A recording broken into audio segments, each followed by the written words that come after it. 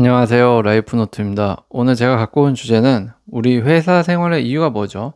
바로 많은 연봉을 받기 위해서 다닐 겁니다. 돈을 벌려고 다니는 것이죠. 그런데도 불구하고 우리들의 연봉은 왜 오르지 않고 또 연봉 인상을 왜 요구하지 못하는지에 대해서 이야기해 볼까 합니다. 회사 생활 하다 보면 언젠가 마음속에 이런 생각이 스쳐 지나갑니다. 이 정도 했으면 이제 연봉 좀 올려줘야 하는 거 아닌가? 하지만 막상 입을 열려고 하면 이상하게 목이 메여왔을 겁니다. 회사 생활을 해보신 분이라면 이런 경험 한 번쯤은 있지 않았을까라는 생각이 듭니다. 상사 얼굴을 떠올리면 말이 잘 안 나오고 혹시 괜히 연봉 인상 얘기했다가 찍히는 건 아닐까 하는 불안마저 생기죠. 그래서 결국 자신이 선택한 결론은 조용히 넘어가는 것을 선택하고 그게 매년 반복되게 되는 것이죠. 문제는 이게 단순히 용기의 부족 때문이 아니라는 겁니다. 제가 말씀드리고 싶은 부분은 대부분의 직장인이 급여 인상을 요구하지 못하는 건 내가 스스로 받을 자격이 있는지를 증명할 수 있는 그런 준비가 잘 안 되어 있기 때문이라고 생각을 합니다. 그래서 오늘은 우리가 왜 그 말을 꺼내지 못하는지 이런 불편한 진실을 한번 이야기해 볼까 합니다.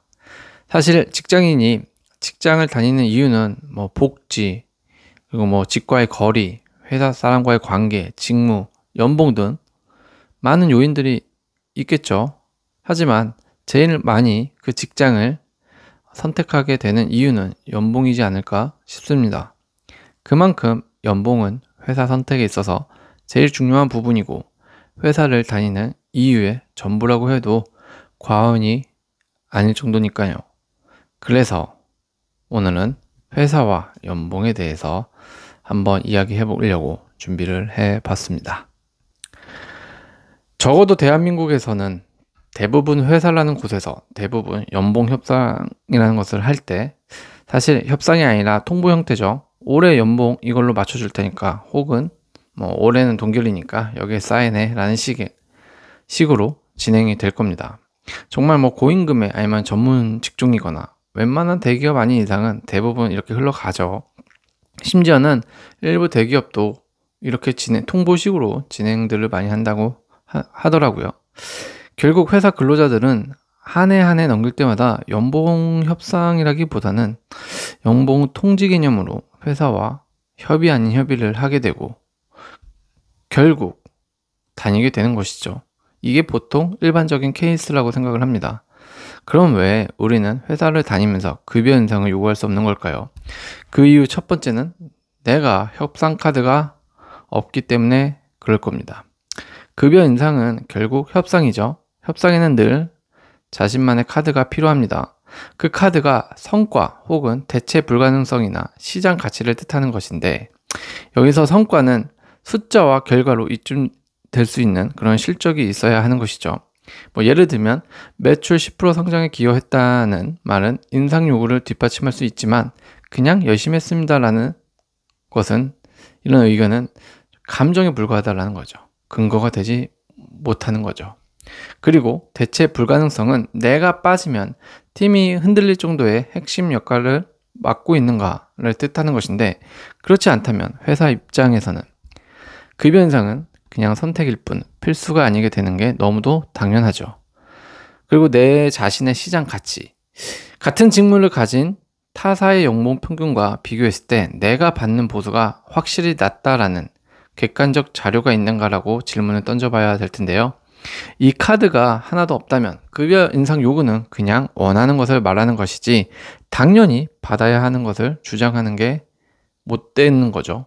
간혹 자신의 동일의 업종의 업무를 지인의 회사와 비교하며 자신의 연봉을 투덜대는 사람들을 어렵지 않게 볼 수 있을 겁니다. 저는 근데 여기서 본인의 역량이 지인의 회사에서 미치는 영향력과 동일한지를 먼저 파악해 볼 필요가 있다고 봅니다. 대부분 그것을 알고 나면 이래서 지인이 나와 같은 업종이더라도 돈을 더 많이 받는구나 라는 것을 인정하기 시작할 거고요. 비로소 그때서 자신을 객관적으로 보기 시작한다라는 겁니다. 그러니까 우리는 끊임없이 이 협상 카드를 만들어 나가도록 스스로 노력하고 연봉 인상을 요구할 수 있는 근거 발판을 마련해야 한다라는 거죠.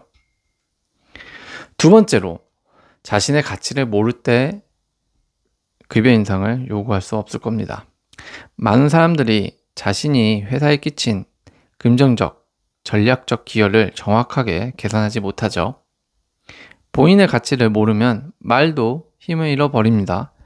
예를 들면 뭐 이런 것들이죠. 저는 지난 프로젝트를 성공적으로 마무리했습니다 라고 말하는 것은 감정 표현에 가까운 것이고요. 이번 프로젝트 신규 매출 5억 원을 만들었고 순이익 1억 이상을 회사에 남겼습니다 라는 것은 객관적 수치를 전달하죠. 경영자 입장에선 당연히 수익 구조로 근로자를 생각하게 될 겁니다. 경영자는 항상 비용 대비 효과를 계산한다라는 것이죠. 여기서 내 가치란 곧 회사에서 내가 만든 성과에서 나를 유지하는 비용을 뺀 것입니다. 즉, 내가 회사에 가져다 준 금전적 이익이 내 연봉과 복리후생비를 훨씬 웃돌 때 비로소 급여 인상 논리가 힘을 얻는다라는 것이죠. 반대로 자신이 만든 이익을 수치로 제시하지 못하면 경영진 머릿속에서 여러분들의 공헌도는 흐릿흐릿해질 겁니다. 그리고 그 흐릿한 기여는 쉽게 보상 대상에서 밀려나죠. 그렇기 때문에 스스로의 가치를 측정하고 이를 명확히 전달하는 능력이 없다면 급여 인상 요구는 시작도 하기 전에 힘을 잃게 되는 논리로 가게 될 겁니다. 그러니까 결론적으로 내가 내 가치를 높여놓고 내 가치를 정확히 알 수 있는 상태, 이것이 나만 알고 있는 것이 아니라 회사도 내 가치를 동시에 알고 있는 상태가 되어야 되고요. 그렇게 되면 당연히 급여 인상 의견에 힘을 얻게 될 것입니다. 세 번째 이유로는 바로 회사의 재무 상황을 모를 때인데요.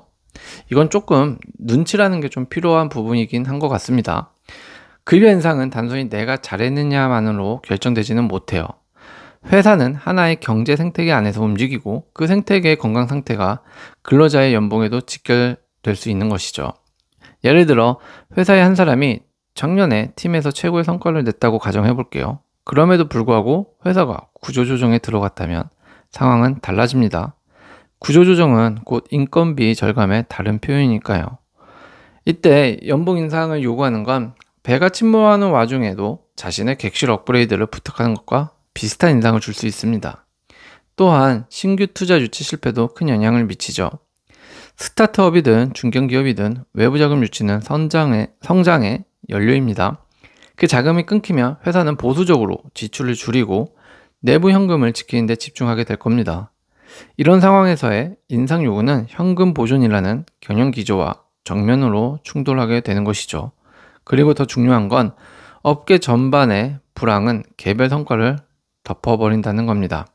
IT 업계가 전반적으로 채용을 줄이고 제조업이 원자재 가격 폭등에 시달리고 소비재 시장이 위축되는 상황에서 개인의 성과는 좋은데 지금은 때가 아니다라는 한 문장으로 묻히기 쉬워진다라는 것이죠.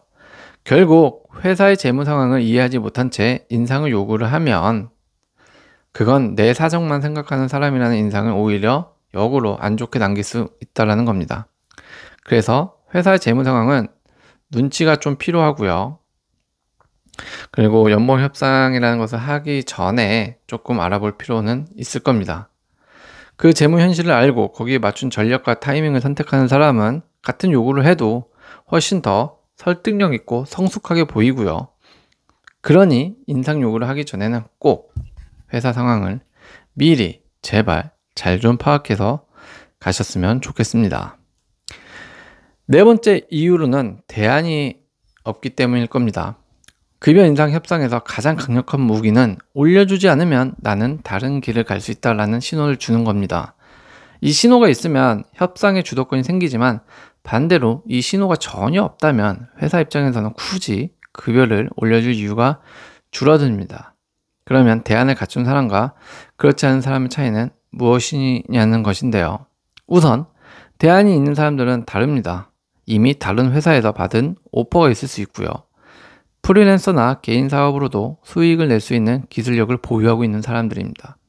이직 시장에서 매력적인 경력과 포트폴리오를 이미 구축을 완료한 사람들이죠. 그러니까 현재 회사를 떠나더라도 생계나 커리어가 유지될 기반이 있기 때문에 항상 대안과 자신감이 있습니다. 이런 분들은. 반면 대안이 없는 사람들은 1차적으로 당장 회사를 그만두면 생계 유지가 어렵고 재취업 가능성이 낮죠. 그리고 다른 회사에서 경쟁력 있는 제안을 받을 준비가 당연히 안 되어 있고요. 결국 회사에 붙어 있어야만 하는 입장이 되어버리는 것인데, 회사 입장에서 보면 대안이 없는 직원은 어차피 여길 떠나지 못할 사람이다라는 인식이 강해지는 것이죠. 그렇다면 굳이 연봉을 더 올려줄 필요가 있을까요? 인상 요구가 협상으로 받아들여지지 않고 단순한 부탁으로 들리게 되는 거죠. 더 중요한 건 대안은 단기간에 만들어지지 않는다는 사실. 이직 가능성을 높이는 네트워크, 전문 기술, 업계의 평판, 포트폴리오, 이런 것들은 평소에 꾸준히 준비해야만 협상 테이블 위에서 힘을 발휘합니다. 결국 급여 인상 요구의 숨은 전제는 이 회사가 나를 붙잡아야만 하는 이유를 만들어 놓는 것이죠. 그 이유가 바로 여러분들의 대안. 쉽게 말을 하면 플랜 B라고 할 수 있겠네요. 네. 플랜 B가 없으면 여러분들은 협상에서 급여 인상을 할 수 없을 겁니다.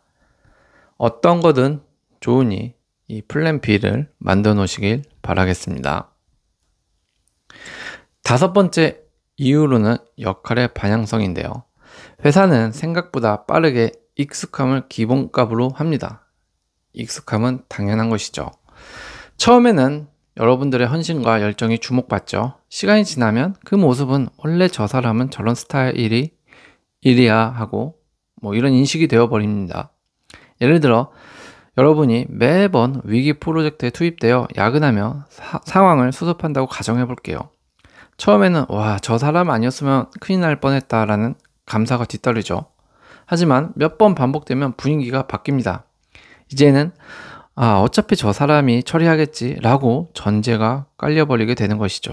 이게 무서운 이유는 당연한 역할에는 추가 보상이 붙지 않는다는 것입니다.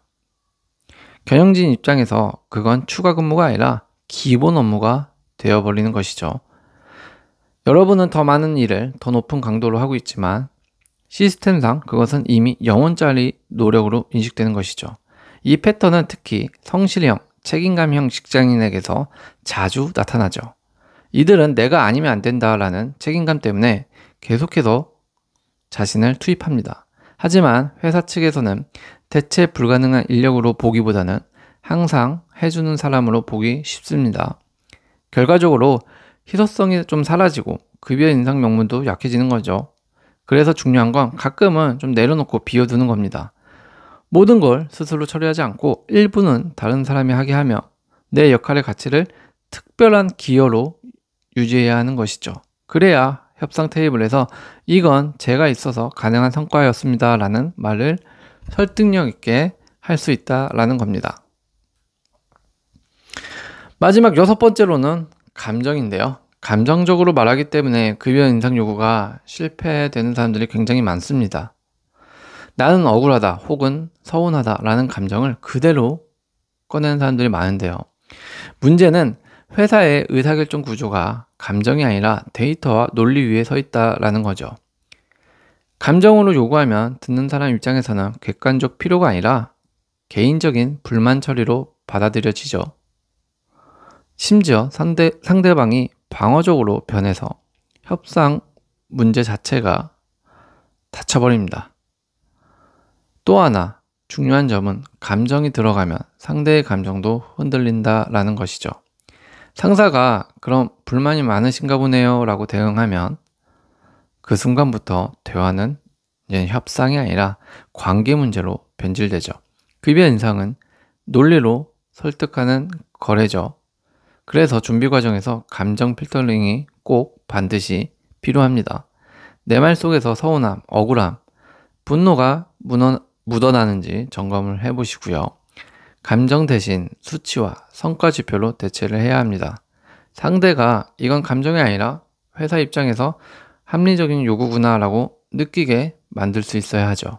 결국 협상에서 감정을 빼고 들어가면 그 대화는 부탁에서 계산된 제안으로 바뀔 거고요.